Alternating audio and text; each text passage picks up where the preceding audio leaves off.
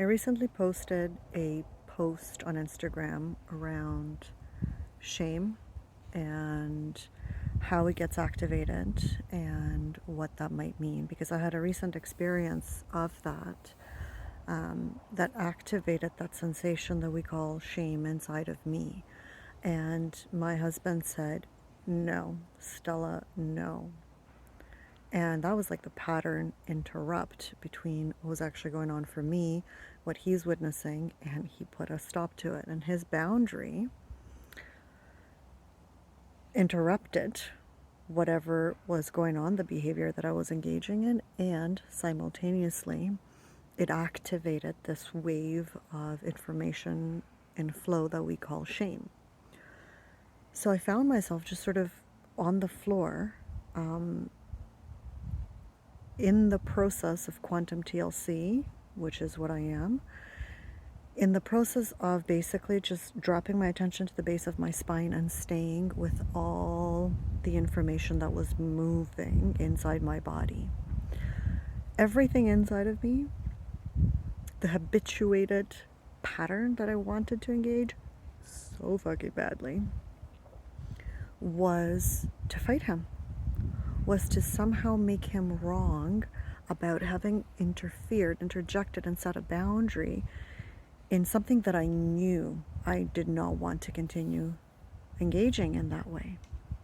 So it's very interesting, the scenarios that we create when we don't want that, and then the habituated response being, defend it for me, deny it, dismiss it, all of those things, so that we can begin to do the habituated thing inside our minds of distorting, deleting, generalizing, so that the thing that we did makes sense, even though we don't want that to be the case, and it leaves us feeling shitty, and then we engage other patterns like fighting, for example, for me, or avoiding, or whatever. But the moment that sensation I call shame was activated, and I was on the floor, and I'm allowing myself to breathe and be in my moment without interference and without having the answers or knowing anything other than what I knew in the moment, what I became aware of is that I have a process to engage when that activates. And no matter how intense that feeling is, no matter how elusive, no matter how big, no matter how all-encompassing it is, I know what to do with that. I know it will not own me. Whereas a lot of other people, because they don't know, most women, in fact, don't know how to engage that process. They make the sensation real. They make the sensation wrong. They make the sensation something to focus on, and then make themselves wrong about it, particularly as women, with shame being one of the fundamental controlling mechanisms. Shame and punishment. So we end up self-punishing. We end up creating these scenarios where we feel unworthy inside ourselves. And so we want to hide, and we want to avoid, and we want to just not be there anymore. We just don't want to be on this planet anymore. So I'm very grateful, and I'm very, sometimes words are not enough, to the process that I have wholeheartedly adopted as my own, the process of quantum TLC that allows me to connect my breath with my body, with my moment, in such a way that whatever is moving through me, even something as intense as what I'm labeling shame, even something like that does not own me.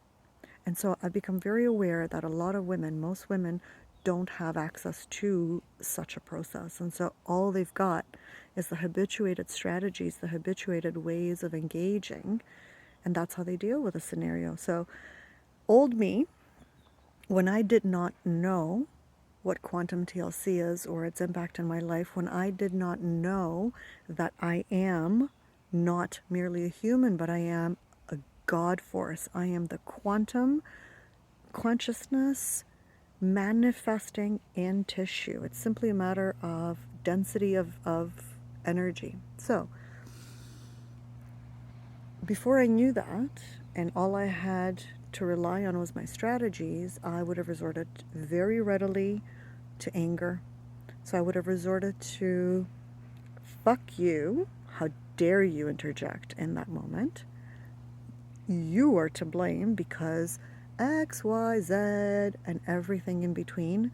And there would be no space for me to be able to hear what the other person is saying, because in order to hear what the other person is saying, who set the boundary, because they were the ones that were wronged, if I can't hear what they're saying, because in order for me to hear what they're saying, I would have to own my part in it. I would have to take responsibility for my part in it. And here's the irony, the shame wouldn't let me.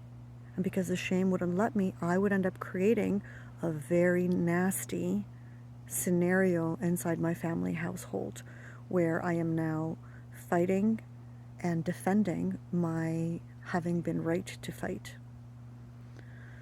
So this is why I do what I do. This is why I am specifically a code model coach instead of, I don't know, any other multiplicity of coaches, or, stay my cushy government job as a policy analyst. So it's like, I don't know, if you're out there and you're looking for, you've tried everything, right? Because, you're fucking brilliant. Let's face it, you've tried everything. And nothing seems to be taking root, and nothing seems to be working, and nothing seems to really get you to where you want to be in terms of safe inside your body, centered in your being, owning the totality of your life's experience, not just wanting to feel good, love and light, all of it. I invite you to just send me a message. I invite you to check out my website at sparkingthesacred.com. I invite you to go to wellsystems.com and just play around with what you discover, because this is not about content. This is not about another strategy.